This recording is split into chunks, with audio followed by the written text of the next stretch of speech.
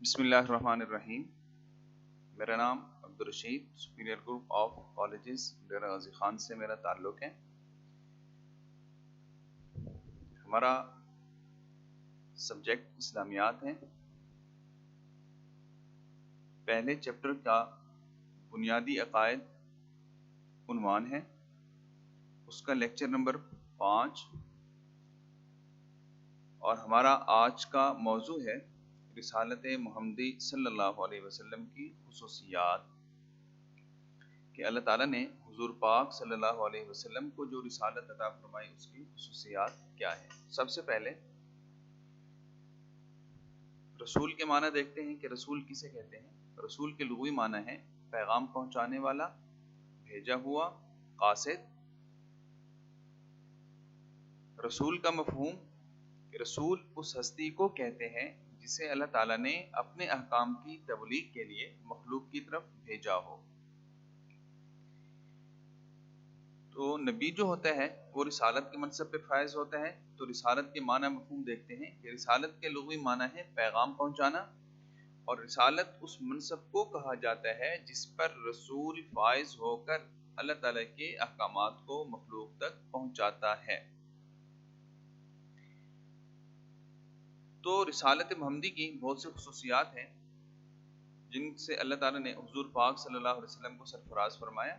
ان خصوصیات میں سے چند درجے ذیل ہیں: عمومیت، پہلی شریعتوں کا نسخ، کاملیت، جامعیت، ہماگیری، حفاظت کتاب، سنت نبوی کی حفاظت، رحمت للعالمین، عطائے کوثر، تحفہ معراج۔ یہ اجمالی خاکہ ہے رسالت محمدی صلی اللہ علیہ وسلم کی خصوصیات کا۔ سب سے پہلے عمومیت، کہ رسول اکرم صلی اللہ علیہ وسلم سے پہلے آنے والے انبیاء جو تھے ان کی نبوت کسی خاص قوم یا ملک کے لیے ہوتی تھی، مگر آپ کی نبوت قیامت تک کے تمام انسانوں کے لیے ہے۔ اللہ تعالیٰ نے ارشاد فرمایا، قُلْ يَا أَيُّهَا النَّاسُ إِنِّي رَسُولُ اللَّهِ إِلَيْكُمْ جَمِيعًا، اے لوگو میں تمہاری طرف رسول بن کر آیا ہوں۔ پہلی شریعتوں کا نسخ، آپ صلی اللہ علیہ وسلم سے پہلے جتنی بھی شریعتیں تھیں وہ ساری کی ساری منسوخ ہو گئی۔ حضور صلی اللہ علیہ وسلم کی شریعت نے آپ صلی اللہ علیہ وسلم سے پہلے آنے والے انبیاء کی تمام شریعتوں کو منسوخ کر دیا۔ اب صرف اور صرف شریعت محمدی صلی اللہ علیہ وسلم پر عمل کیا جائے گا۔ اللہ تعالیٰ نے ارشاد فرمایا، وَمَن يَبْتَغِ غَيْرَ الْإِسْلَامِ دِينًا فَلَن يُقْبَلَ مِنْهُ، اور جو کوئی اسلام کے سوا کسی اور دین کو چاہے گا تو وہ اس سے ہرگز قبول نہیں کیا جائے گا۔ کاملیت، یہ رسالت محمدی کی خصوصیت ہے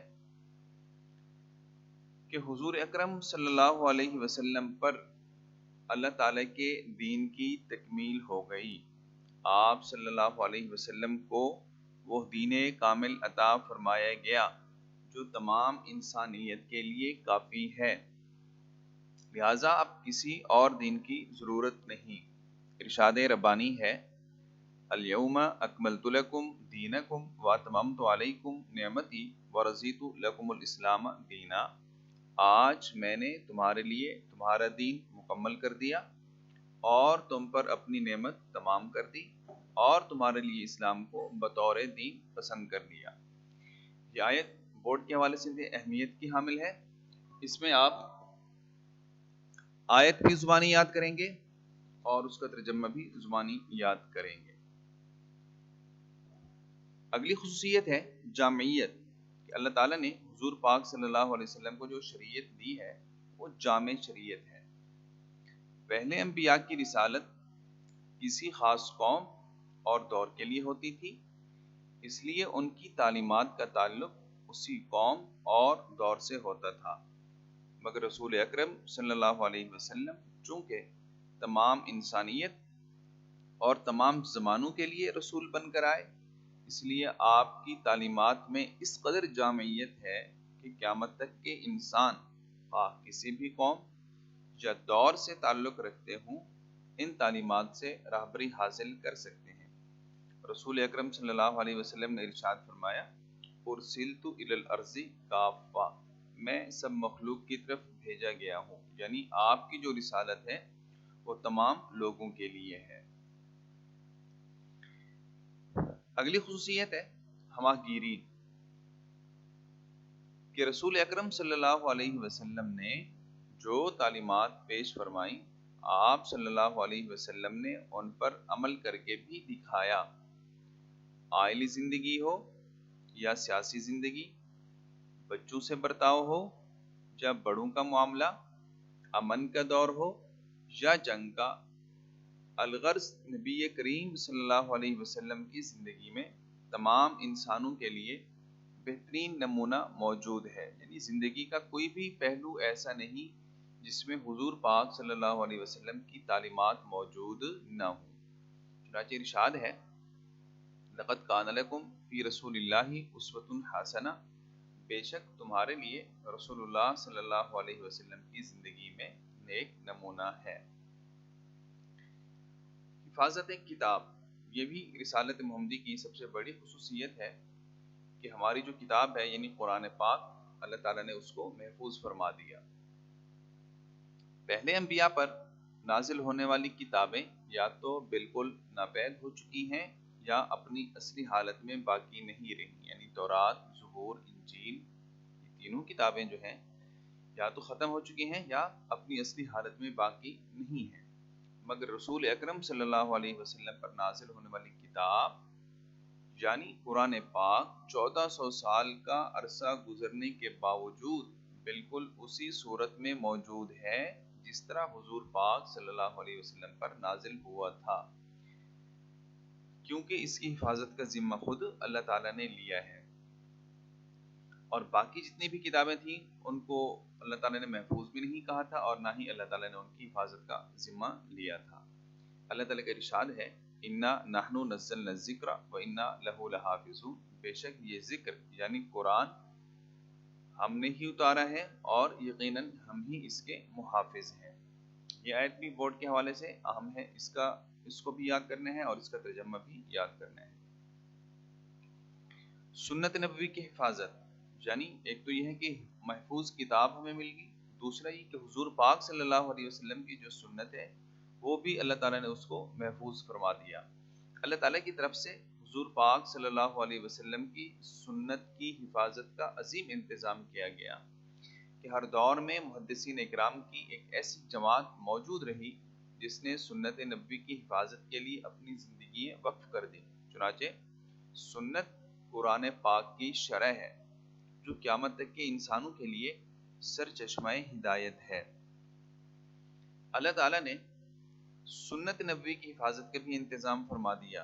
ارشاد باری تعالیٰ ہے، ما آتاکم الرسول فخذوہ وما نہاکم عنہ فانتہوا، اور جو کچھ رسول تمہیں دیں بس اسے لے لو اور جس سے منع کریں اس سے رک جایا کرو۔ اگلی سب سے بڑی خصوصیت رحمت للعالمین کہ حضور پاک صلی اللہ علیہ وسلم کو اللہ تعالیٰ نے تمام جہانوں کے لیے رحمت بنا کر بھیجا ہے۔